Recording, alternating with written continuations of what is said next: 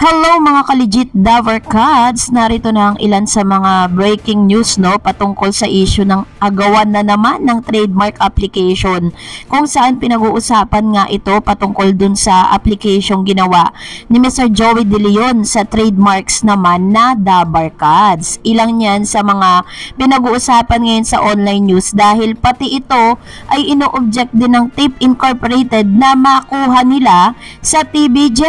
Naku po, grabe naman talaga, oo no. Pero bago yan, syempre, kung hindi ka pa nakasubscribe sa aking channel, please don't forget to like, share, and subscribe at hit mo na rin ang notification bell for more showbiz updates. Of course, bago tayo magpatuloy sa ating mga updates, nais ko lang i-shoutout ang lahat ng mga legit viewers, subscribers, legit Davercads po natin na lagi nag-aabang at nakaantabay sa ating mga videos. Thank you so much for always keep watching and trusting this channel. And now, let's talk about our topic for today's video, kung saan mainit na pinag-uusapan dahil August 31, 2023 ay naglabas po ang IPO or ang Lionhear TV, isa sa mga pinagkakatiwalaang online news kung saan inilabas po nila ang statement ng Tape Incorporated patungkol sa pag-o-object nito sa TBJ's trademark application for Davercads. Kamakailan lamang ay pinag-usapan po sa news na inaangkin or kinukuha ng Tape Incorporated ang tawagan o yung call sign or call name na kung saan itinatawag or ini-incorporate ng TBJ ang Davercads sa kanilang mga audience and legit na mga supporters. In a recent development, television and production exponent Tape Incorporated ay nag-raise po sila ng objections against the trademark application submitted by the trio of Tito Sotto III, Vic Sotto, and Joey De Leon, collectively known as TBJ. Ibig sabihin po, prior po dun sa inirereklamo or ino-object ng Tape Incorporated ay kumbaga inairehistro na po ng TBJ ang word na Davercads. Hindi po natin alam bakit po out of nowhere bigla na lang pong naisip ng Tape na kunin dahil hindi daw ito sa TBJ.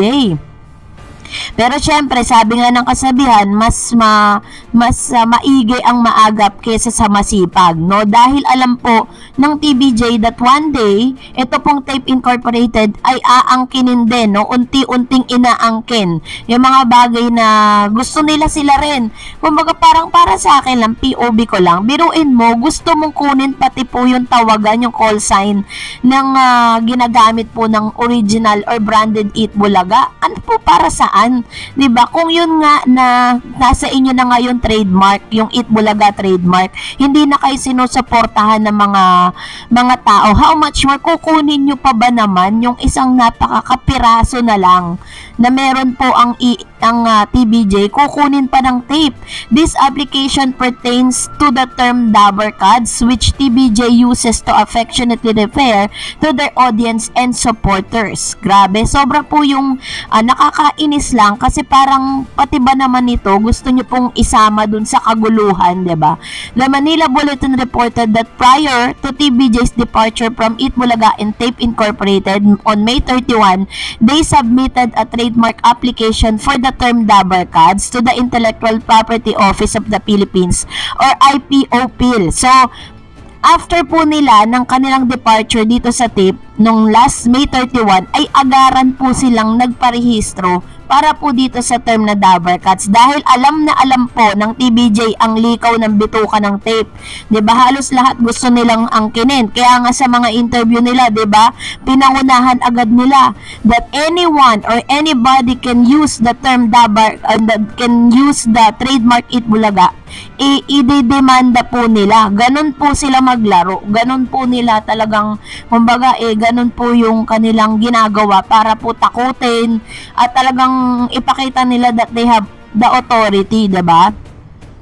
But in accordance with the law, IPOPIL published this application to provide an opportunity for any concerned parties to voice their objection. Section 134 of Republic Act 8293, also recognized as the Intellectual Property Code of the Philippines, specifies any person who that he would be damaged by the registration of a mark may upon payment of the required fee within 30 days after the publication file with the Office of Opposition to the application. So, parang sinasabi nila na karapatan daw di umano ng Tape Incorporated na ipawalang bisa yung intellectual property na yung application na isinabit mo ng TVJ. Pero ito lang ang POV ko dyan. Sige, granted, sabihin na natin na makuha nila ang word na Dabar Cad. Sige, sa inyo na rin yan. Pero, isa lang ang kasiguraduhan, nasa inyo ang branded Eat Bulaga na name trademark, nasa inyo ang Dabar Cads, pero ang suporta ng tao ay mananatili sa TVJ. Yun lang po yung isa sa pinakamahalaga para po dito sa trio, no? So, but anyways, ngayon po, pag-usapan po natin ang inyong mga komento, no? Dahil medyo, die down tayo kasi tumataas na yung dugo natin sa mga ganitong bagay. So, sabi po ni Mr. Daniel Larenosa, Darets, ang galing mong mag-vlog. Ay, sarap naman marinig nito. Hanay ka sa akin kay Princess Maui Spencer. Galingan mo pang mag-research at maraming matatalino na aficionado sa social media. Walang antayo ng audience, legal, straight to the point. Look like it's pure info lang ang content. Kudos, subscribe na kita. Thank you, Sir Daniel. And Kriza Philippines 1690 also said, dati nung nasa ABS-CBN pa ang TVJ, wala naman yung GMA, lumakas lang naman sila paglipat ng TVJ sa kanila. Totoo po, this is true. Totoo po yan. Kasi, nung ang TVJ po ay nasa ABS-CBN, talagang sobrang alive na alive po sila talaga, as in. Ako parang may magical po talaga ang TVJ, Meron silang good karma na dala. Sabi po ni Al Chris Leba, biglang lumakas ang TV5. Ba talaga ang TVJ? May hatak sa masa. Sana palakasin palalo yung mga satellite sa malalayong probinsya. Mabuhay ang TV5, best station of the year. True. First time po nangyari sa TV5 yan, Ngayon lang po nangyari yan. History talaga na maging best TV station of the year sila. Dahil talaga ang naglalaban ng dalawang stasyon. Isang GMA, saka po ang ABS-CBN, but this time, diba? Akalain ba naman ni MVP na magiging best TV station of the year siya?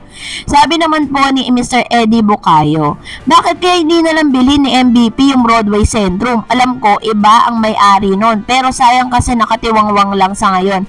Ang madali lang puntahan ng tao. Wala lang, sayang kasi. Ayun lang, parang sinasabi ni Mr. Eddie Bucayo na wala lang, masabi ko lang, diba?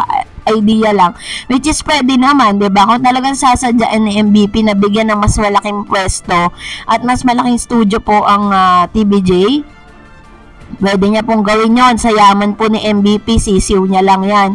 Lalo na't ngayon, napakataas po ng pagpasok ng revenue niya ngayon taon, no?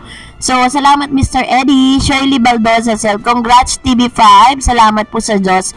God bless. More power to your show. Love you, TVJ and legit Dabar Cads. Ayun. Congratulations. Hindi lang po sa TVJ but also congratulations din po sa lahat ng mga legit Dabar Cads, yung mga supporters po ng TVJ na talagang nakasuporta kasi without you guys, wala din naman diba? Kung wala talagang supporters, kahit gaano pa kagaling ang TVJ, for without all of you, it is nothing, diba? Pero but because of you are always supporting them, your time, your effort, diba? Kaya po sila standing hanggang ngayon. Kaya naman, we owe everything to you guys. Kaya naman, salamat po sa inyong mga komento. Please mag-comment lang kayo sa comment section natin na related po sa ating latest updates. Thank you for watching. Don't forget to like and subscribe.